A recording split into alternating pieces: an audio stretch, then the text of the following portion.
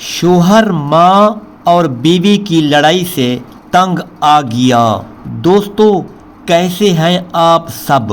امید ہے اللہ کے فضل سے سب خیریت سے ہوں گے۔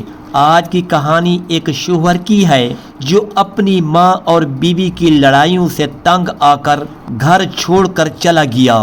اس نے جھوٹی موت کی خبر بھجوائی۔ 3 سال بعد جب وہ واپس آیا تو حقیقت سامنے آئی۔ کیا ہوا جب اس نے اپنے بچوں کو دیکھا؟ دیکھتے ہی اس جذباتی کہانی کا انجام۔ پلیز چینل کو سبسکرائب کریں، بیل آئیکن دبائیں اور اس ویڈیو کو لائک کریں۔ میرا نام جاوید ہے اور میں نے اپنی زندگی کی سب سے بڑی غلطی کی تھی، جسے کچھ لوگ غلطی نہیں بلکہ بے وقوفی کہیں گے، کہ میں نے اپنے چلتے پھرتے گھر کو چھوڑ کر پردیس چلا گیا تھا اور اب 3 سال بعد واپس آ رہا تھا۔ لیکن اس فیصلے کے پیچھے بھی ایک کہانی تھی جو بہت تکلیف دہ تھی۔ میرے والد کا انتقال 10 سال پہلے ہوا تھا اور اس کے بعد میری والدہ نے مجھے بڑی محنت اور مشقت سے پالا تھا۔ وہ کسی کے گھروں میں کام کرتی تھی، سلائی کڑھائی کرتی تھی اور ہر طرح کی مشکلات سہتی تھی، لیکن مجھے کبھی کسی کمی کا احساس نہیں ہونے دیا تھا۔ میری والدہ نے مجھے پڑھایا لکھایا، اچھی تعلیم دلوائی اور میں نے انجینئرنگ کی ڈگری حاصل کی۔ اس کے بعد مجھے ایک اچھی ملازمت مل گئی اور ہماری زندگی بہتر ہونے لگی۔ میں نے اپنی والدہ کے لیے ایک چھوٹا سا مکان خریدا اور انہیں کہا کہ اب آپ آرام کریں، اب میں آپ کی دیکھ بھال کروں گا۔ میری والدہ بہت خوش ہوئیں اور انہوں نے مجھے دعائیں دیں کہ اللہ تمہیں ہمیشہ خوش رکھے۔ کچھ عرصے بعد میری والدہ نے میری شادی کی بات چھیڑی اور کہا کہ بیٹا، اب تمہاری عمر بھی ہو گئی ہے، شادی کر لو تاکہ گھر میں رونق آ جائے۔ میں نے کہا کہ امی، آپ جو فیصلہ کریں وہ مجھے منظور ہے۔ میری والدہ نے ایک لڑکی دیکھی جس کا نام سیما تھا۔ وہ ایک متوسط گھرانے سے تعلق رکھتی تھی، پڑھی لکھی تھی اور دیکھنے میں بھی خوبصورت تھی۔ میری والدہ نے رشتہ بھیجا اور اللہ کا شکر ہے کہ رشتہ قبول ہو گیا اور میری شادی سیما سے ہو گئی۔ شادی کے پہلے 6 مہینے بہت خوشگوار گزرے۔ سیما بہت اچھی تھی، گھر کا کام کرتی تھی، میری والدہ کا خیال رکھتی تھی اور میرے ساتھ بھی بہت محبت سے پیش آتی تھی۔ لیکن آہستہ آہستہ چیزیں بدلنے لگی۔ میری والدہ اور سیما کے درمیان چھوٹی چھوٹی باتوں پر اختلافات ہونے لگے، کبھی کھانا بنانے کے طریقے پر، کبھی گھر کی صفائی پر، کبھی میرے کپڑوں کی استری پر۔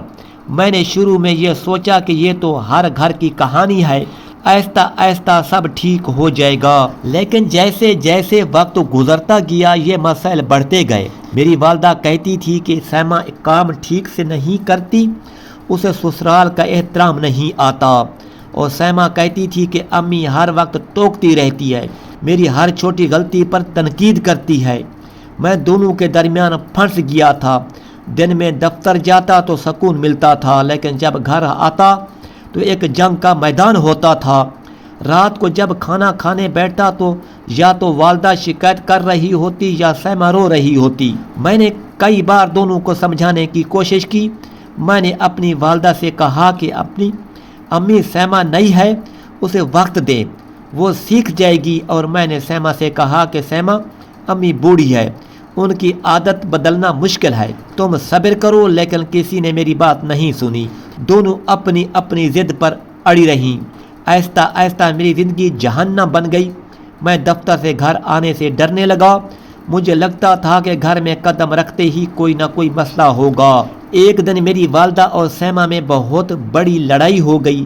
میری والدہ نے سیما کو بہت کچھ کہا اور سیما نے بھی جواب دیا۔ میں دفتر سے آیا تو دونوں رو رہی تھیں۔ میری والدہ نے کہا کہ جاوید، یا تو یہ رہے گی یا میں، اور سیما نے کہا کہ مجھے اس گھر میں نہیں رہنا، میں چلی جاؤں گی۔ میں دونوں کے درمیان کھڑا تھا اور نہیں سمجھ رہا تھا کہ کیا کروں۔ میں نے دونوں کو پھر سمجھایا لیکن کسی نے نہیں سنا۔ اس رات میں سو نہیں سکا۔ میں سوچتا رہا کہ کیا کروں۔ میرے دوستوں نے کہا تھا کہ یہ گھر کی کہانی ہے، کوئی بھی مرد اس سے نہیں بچا، تم بھی صبر کرو، وقت گزارو۔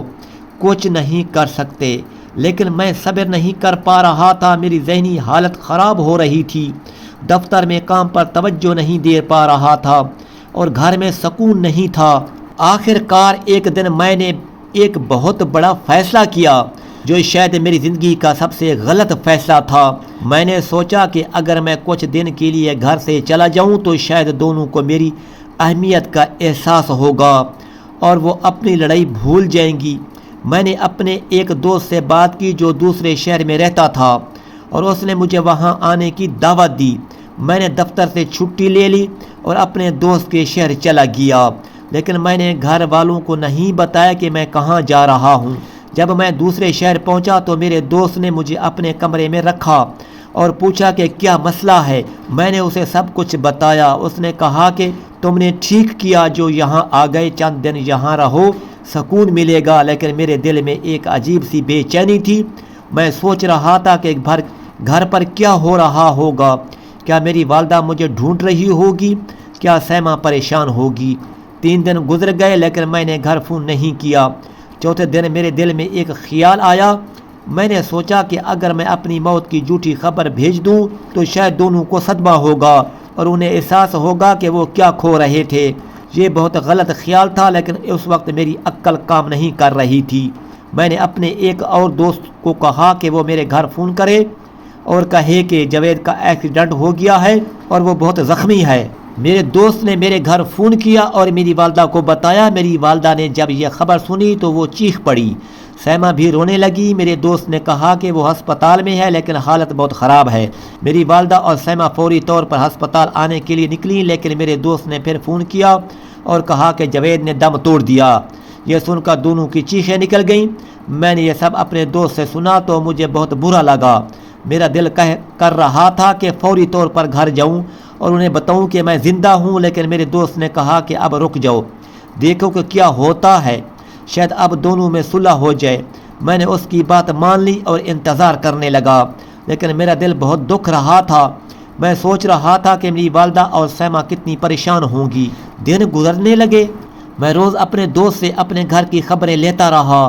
میرے دوست نے بتایا کہ تمہاری والدہ بہت رو رہی ہے، وہ دن رات تمہاری تصویر کو دیکھ کر روتی رہتی ہے، اور سیما بھی بہت پریشان ہے، وہ بھی رو رہی ہے، لیکن دونوں میں اب لڑائی نہیں ہو رہی، دونوں ایک دوسرے کا سہارا بن گئی ہیں۔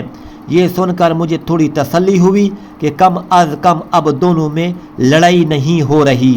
لیکن پھر میرے دل میں خیال آیا کہ میں نے یہ کیا کر دیا، میں نے اپنی ماں کو اتنا بڑا دکھ دیا، میں نے اپنی بیوی کو پریشان کیا، میں نے خود کو زندہ دفن کر دیا۔ میں سوچنے لگا کہ کیا میرا یہ فیصلہ صحیح تھا، لیکن اب میں واپس کیسے جاؤں، کیسے بتاؤں کہ میں زندہ ہوں، کیا وہ مجھے معاف کریں گے؟ 1 مہینہ گزر گیا، پھر 2 مہینے، پھر 6 مہینے۔ میں روز سوچتا کہ آج واپس جاؤں گا، لیکن ہمت نہیں ہوتی تھی۔ آخر کار 3 سال گزر گئے، ہاں 3 پورے سال۔ میں نے اپنی والدہ اور بیوی سے 3 سال تک بات نہیں کی۔ میں نے انہیں یہ سمجھا دیا تھا کہ میں مر گیا ہوں۔ میں دوسرے شہر میں رہا، ایک چھوٹی سی نوکری کی اور روز اپنے گھر کے بارے میں سوچتا رہا۔ میرے دوست اکثر میرے گھر کی خبریں لاتے رہے۔ انہوں نے بتایا کہ میری والدہ نے میرے لیے صدقہ دیا، قرآن خوانی کروائی، اور سیما نے میری یاد میں میرا کمرہ ویسے ہی رکھا ہوا ہے۔ ایک دن میرے دوست نے مجھے ایک بہت بڑی خبر دی۔ اس نے کہا کہ جاوید، تمہیں معلوم ہے کہ تمہاری بیوی حاملہ تھی جب تم گئے تھے؟ میرا دل دھک سے رہ گیا۔ میں نے کہا کہ کیا؟ اس نے کہا کہ ہاں، تمہاری بیوی کو بعد میں پتہ چلا تھا کہ وہ حاملہ ہے اور اب تمہارے 2 بچے ہیں، جڑواں، ایک بیٹا اور بیٹی۔ یہ سن کر میری آنکھوں سے آنسو بہنے لگے۔ میں نے سوچا کہ میرے بچے ہیں اور میں ان سے ملا بھی نہیں ہوں، انہوں نے مجھے دیکھا بھی نہیں۔ اس دن میرا صبر ٹوٹ گیا۔ میں نے فیصلہ کیا کہ اب میں واپس جاؤں گا، چاہے جو ہو۔